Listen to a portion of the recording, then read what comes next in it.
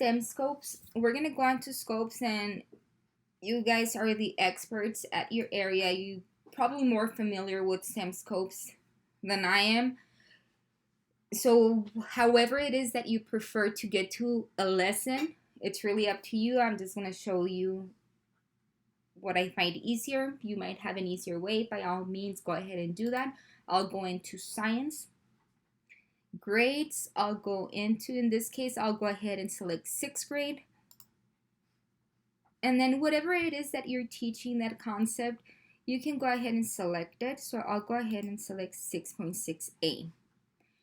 Now, student expectations, key concepts, fundamental questions, those are things that we'll touch base with later on. Very, very important. Just remember, we will be coming back to it.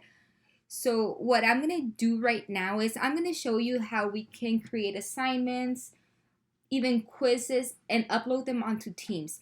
Now, most of the virtual textbooks that we do have, they can easily merge with Google Classroom, but unfortunately, that is not what we use. So therefore, we have to accommodate a little more. And now, depending on how tech savvy you are, you can either completely modify it, or you can leave it as it is and just request students to write their answers on their notebook, take a picture, and submit it. It's going to be really up to you. Remember, we are learning.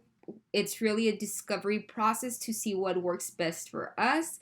And the more flexible we are, the more we'll succeed. So let's say I already went through the whole lesson. Students already know.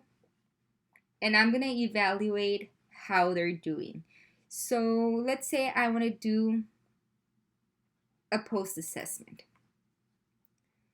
There it is, my post-assessment. It gives you the answer choices. I'll close it with a little I, but if you see here, we have the ability to download those files. Now, editable Google files, of course, it would make life way, way easier. Unfortunately, we do not have it, so that's out of the question. Therefore, I'll go to the print files. So I'll go into student handout. Sometimes it will do this. Sometimes it will automatically download itself. So I'll just go ahead and save it. Now, if we go to Teams, ideally we would want to have the classes already set up. And remember, that is automatically set up for us once students are added into our sections. We might not have it at the moment. Therefore, you can create a demo, create a team, a class, call it whatever you want.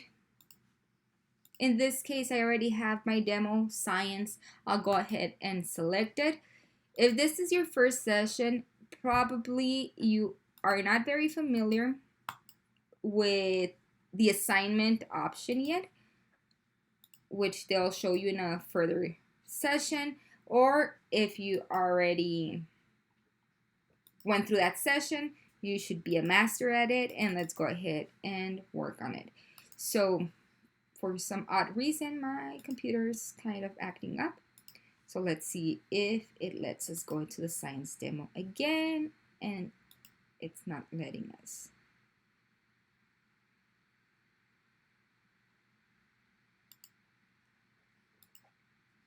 There it is, science demo. So I'll go into my assignments. I'll go ahead and I'll create an assignment. Here, I'll just put metals. Instructions, like I said, you can tell students to write answers on a separate sheet of paper and submit a picture of it. Now, as resources, we can go ahead and press add resources. Upload from this device. Here it is. I'll press open. I'll wait for it to upload. Done.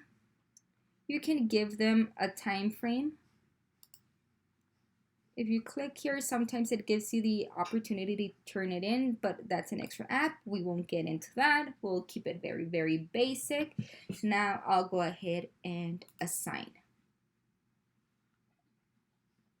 Once I'm there, I can click on it. I can put student view, and it's going to show me how it's going to look for students. Now, if you see, we just have the instructions, write answers on a separate sheet of paper, and submit a picture of it and your reference materials. Now, they can open it in Teams, open online, or download. I'll go ahead and download. And it downloaded. I'll click it. I'll click where I downloaded it. And there it is. Now students should be able to go ahead and look at the question. They can answer it on their own sheet of paper. Like I said, if they're more tech savvy and if they have the ability, they can even edit the PDF. They ask you for an activation. We don't have it, so we'll just leave it as is. So we'll just ask students, you know what, students, just go ahead, write your answer or whatever it is you want them to do. You can have them copy the question, write the answer, put a reasoning as to why they selected that answer. That way we make sure that students aren't copying from each other.